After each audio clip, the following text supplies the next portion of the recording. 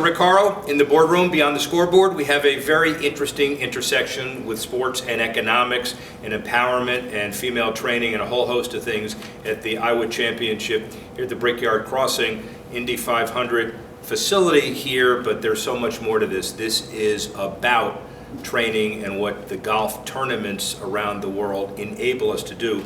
Allison Barber, the Chancellor of WGU Indiana, really excited to have you. Thank you for being here. Thanks for having me, Rick. Happy to be here. Thank you very much. And bottom line is that years ago, Indianapolis decided to make a worldwide statement, the Pan American Games, using sports as economic development, put it on the map, amateur sports capital. Now, Dan Taras, the Indy collaboration with the Brickyard Indy 500, have put another stamp on this, the Iowa tournament and the foundation that's been created for women in tech. Tell us broadly about that. What we know about Indiana is when leaders have vision, good things happen. And so what you've detailed is really true about the growth we've seen in our city, about how we can create new opportunities. And now we're thrilled that the focus has gone, and especially in this place that has been traditionally a male-dominated sport of racing, is now embracing the Women in Technology LPGA. And we think it's the perfect place to have it. We were thrilled last year. We're excited about our growth and the participation this year. You also had a big announcement today about the tournament and about the ongoing legacy of Women in Tech. Tell us a little bit about it. Well, at WGU, we're the national online nonprofit university helping adults achieve their dream of degree completion and career success. And that is oftentimes in the space of technology. Today we announced a brand new scholarship for women in technology who want to pursue a bachelor's or master's degree. And we're thrilled to announce that today. Wrong words, but a lot of people give lip service to the idea of charitable donations through sports and then kind of leave it alone. What this tournament has enabled is a structure, something that's institutionalized, and the ability to create a template that may take this around the country as well. Talk a bit about that. That's interesting. The trends in philanthropy are really changing, and we're seeing that even with the younger population of people who are donating money in the space of charity. And what we know to be true is people who are donating money, the charitable donations, the one question people are asking is, what's the impact? Now, where do I put my name on the brochure, the plaque? What's the impact? And I think what you're seeing here at the Iowa is that we're bringing together the perfect public-private partnerships with saying, this is a great sporting event, and we're going to leverage this platform to raise money to build into people's lives so they can have a better future. You have an unbelievably fast-growing, diverse institution, online. Tell us a little bit about that. WGU has 100,000 students nationwide. Average age is 37. These are working adults who have started college but didn't get a chance to finish, maybe because they got a good job or chose to stay home with family.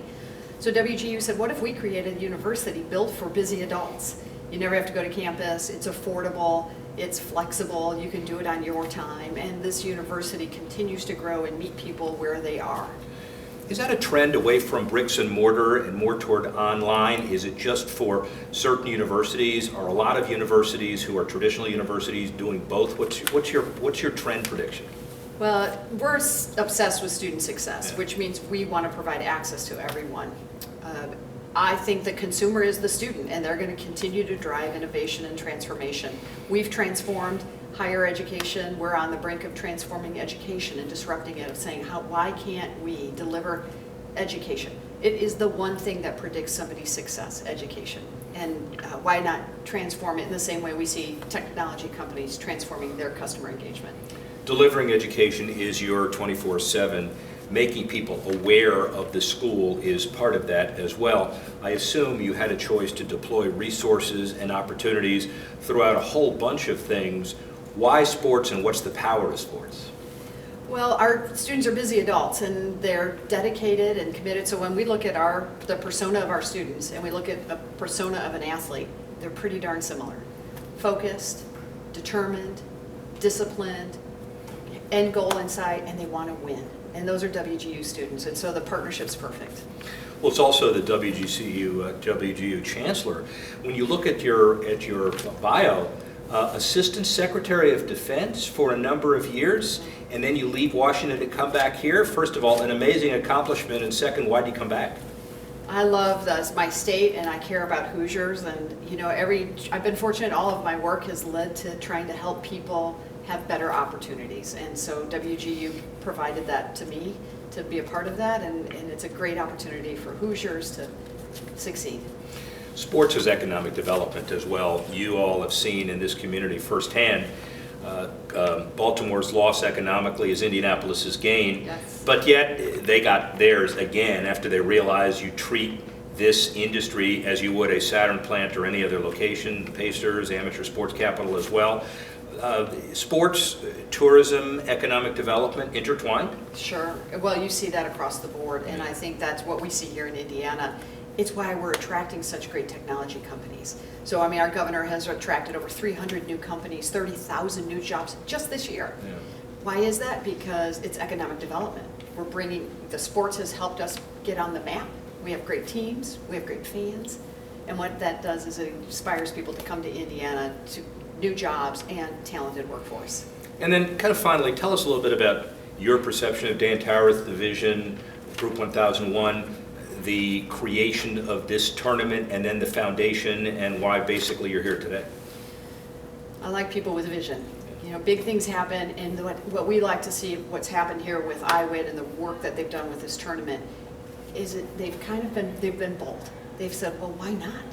You know, people might say, why Indiana? And the leaders here have said, well, why not Indiana? And I think we've created a great tournament, a strong foundation, and you can feel the energy out here already of people who are enthusiastic and optimistic about our future in this space of women in technology. And my last question, obviously for someone who is so important to the pillar and foundation of this tournament and what it's leaving behind, how's your golf game and how are you improving it? I need to play more. Isn't that last year I followed the players around and I just thought, this is my final point. Golf, I'm not a golfer. I think if you get to put ER at the back of your name, it means you practice every day, you work at it, and you're really good at it. So I just golf. She is a developer, chancellor, visionary-er. How's that? Good, I like it, Rick. Thank you. Appreciate it. Thank you very much. Rick Horrow, speak with you soon. Thank you.